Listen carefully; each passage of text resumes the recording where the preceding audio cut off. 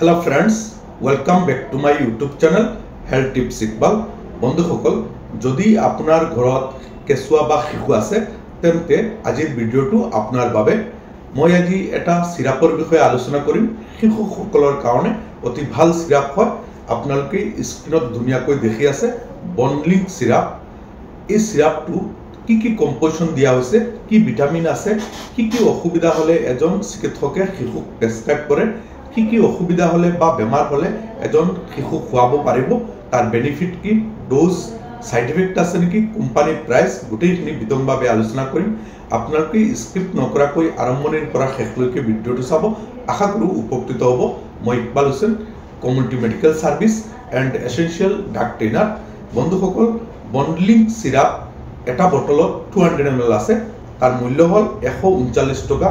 যিকোনো ফাৰ্মাসীত সহজে পাই যাব বা অনলাইন যোগেদি পাৰচেজ কৰিব পাৰিব। বনলিং সিৰাপত ক্যালসিয়াম ফসফৰাস দিয়া হৈছে। হাড়ৰ কাৰণে অতি ভাল ভিটামিন। হাড় মজবুত কৰাত সহায় কৰে, হাড় বৃদ্ধি কৰাত সহায় কৰে, হাড় শক্তিশালী কৰে। তাৰ পিছত জিংক দিয়া হৈছে।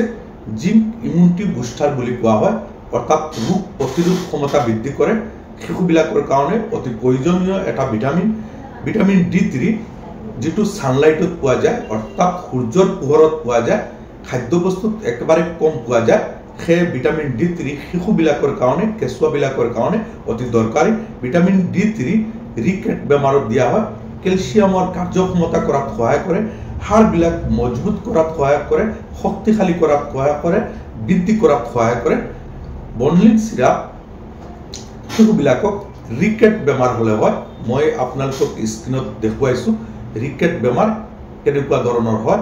শিশুবিলাকৰ যেতিয়া ক্যালসিয়ামৰ ডেফিচিয়েন্সি হয়, ভিটামিন D3 ডেফিচিয়েন্সি হয়, শৰীৰটো দুৰ্বল থাকে, তেতিয়া শৰীৰৰ হাড়বিলাক দুৰ্বল হৈ যায় আৰু শৰীৰৰ যিটো ওজন, সেই ওজনটো ভৰিৰ হাড়ে ল'ব নোৱাৰে। তেতিয়া হাড়বিলাক লাহে লাহে এনেকৈ বেকা হ'ব ধৰে।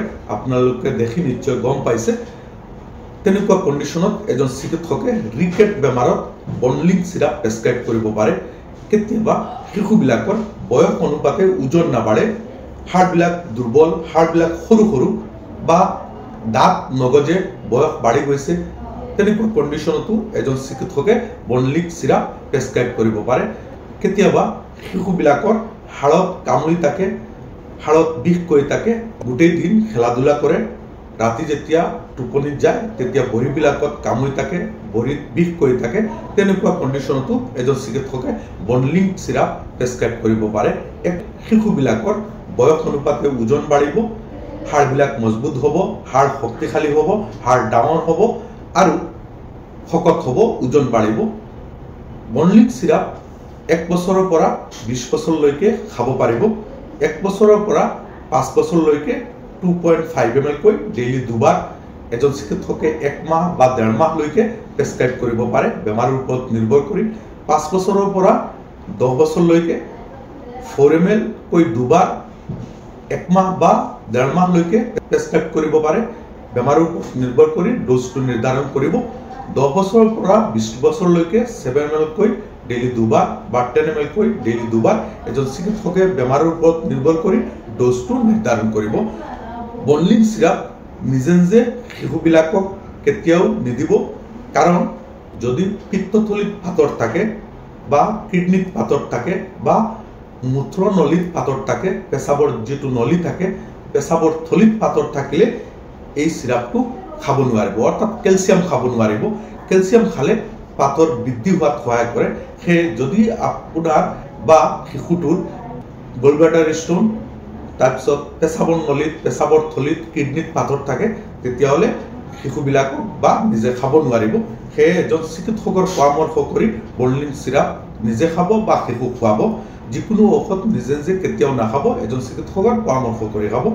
বনলিং সিৰাপৰ বিশেষ কোনো সাইড ইফেক্ট দেখা নাযায়।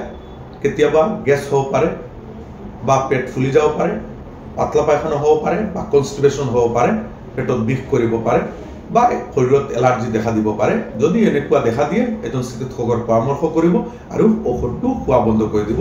বনলিং সিৰাপৰ ৰিভিউ এইখিনি। আশা কৰোঁ আপোনালোকে বুজি পাইছে। যদি মোৰ ভিডিঅ' ভাল লাগে প্লিজ লাইক কৰিব, কমেণ্ট কৰিব আৰু শ্বেয়াৰ কৰিব। যদি নতুন হয় সাবস্ক্ৰাইব কৰিব আজিৰ ভিডিঅ' ইমানেই সকলো ভাল থাকক ধন্যবাদ